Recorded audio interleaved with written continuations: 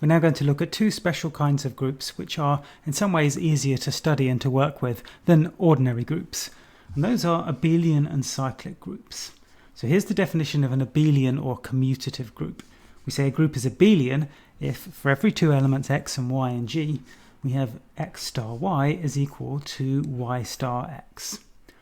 So additive groups, for example, will usually be abelian. The group of integers under addition is abelian because for any two integers a and b, a plus b is equal to b plus a. Equally, if we look at the group of non-zero complex numbers under multiplication, that's also an abelian group because if you multiply two complex numbers z and w, then that's equal to w times z. On the other hand, if n is larger than 2, the group Sn is not abelian. So we've seen examples of permutations which don't commute with one another. 1, 2 times 1, 3. If you work this out, that's not the same as 1, 3 times 1, 2. Equally, if you look at GLNR, so remember what this means is that all n by n invertible real matrices.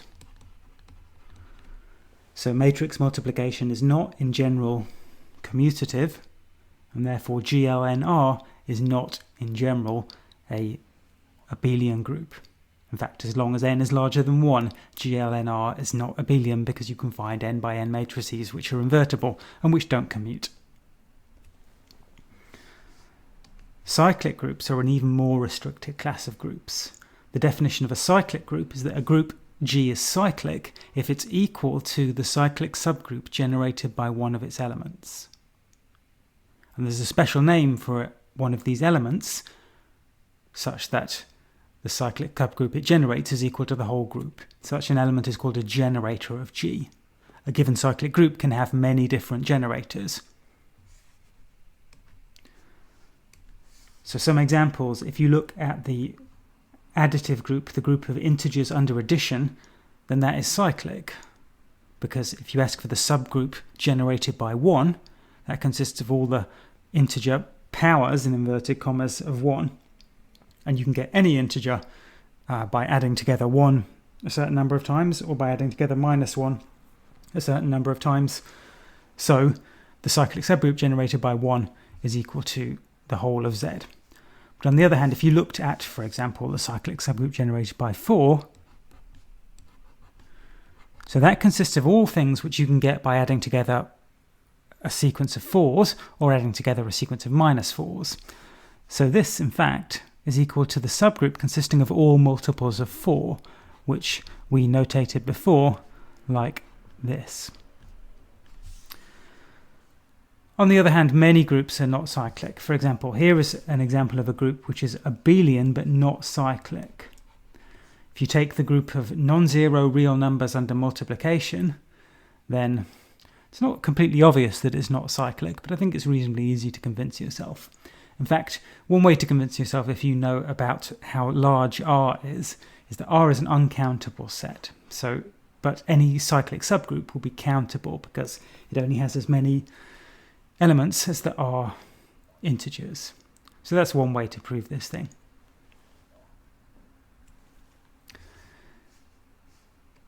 On the other hand, every cyclic group is abelian. So we've just seen that not every abelian group is cyclic. However, every cyclic group is abelian. This is actually quite easy to show because if we have a cyclic group, then it's equal to a cyclic subgroup generated by one of its elements. And in that case, every element of the group G is equal to some power of this generator, lowercase g.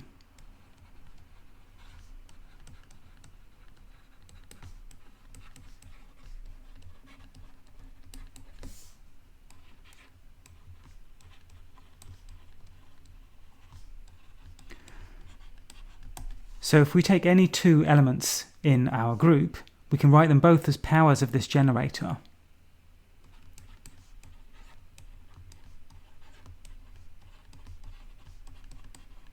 And then we can work out their products.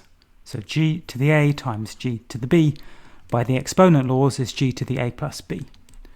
But in that exponent, that's a plus b, just ordinary integer addition. So of course that's the same as g to the b plus a. And this is, again by the exponent laws, g to the b times g to the a. So we've shown that if you take any two elements in the group, then the product, the first element times the second, is equal to the product of the second element times the first. So the group is abelian.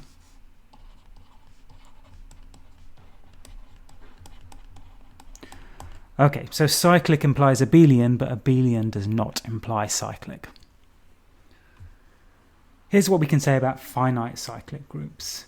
We can say that a finite group G is cyclic if and only if it contains an element of order the size of G. So let's suppose our group G contains such an element.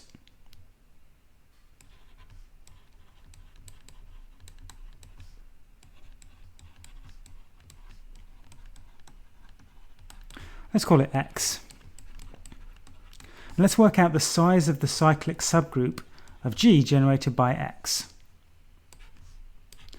We've seen that the size of the cyclic subgroup generated by X is equal to the order of X, and that is the size of our group G. So now the cyclic subgroup generated by X is a subset of G with the same size as G, so it must be all of G. That shows that G is cyclic because it's equal to the cyclic subgroup generated by one of its elements.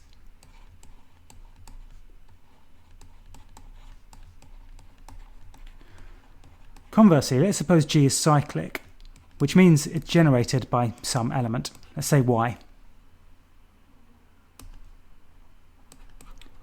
Then actually the same argument works in reverse. So the size of the cyclic subgroup generated by Y, that's the size of G, because G is equal to the cyclic subgroup generated by Y, but we also know that this thing is equal to the order of Y. The size of the cyclic subgroup generated by Y is always equal to the order of Y. So any generator of G has order the size of the group G. So finally, we're going to talk about abstract cyclic groups. We've seen that some groups can be cyclic and some groups are not cyclic. In fact, we can construct cyclic groups of any order we like. And we often do this by using an indeterminate, or just a symbol to represent a generator for a cyclic group of order n. And we'll use the notation Cn to denote a cyclic group of order n, a particular element group of order n. And usually what we do is say, well, we'll take a cyclic group Cn of order n generated by an element x. When we do that, what we mean is that Cn is defined to be the set E, x, x2, x3, up to x to the n minus 1, with the multiplication given by the exponent law and given by assuming that x to the n is equal to E.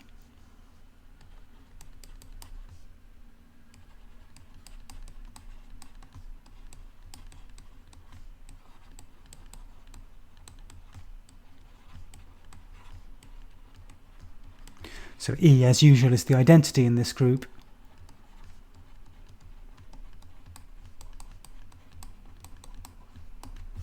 So just for an example, let's take n is equal to 5.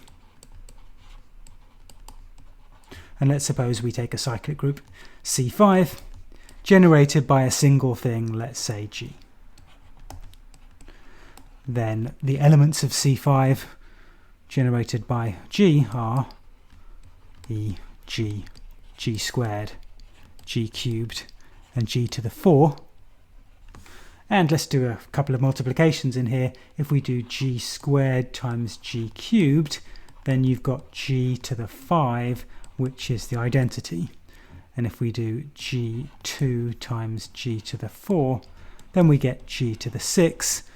But G to the 5 is the identity, so this is just G again.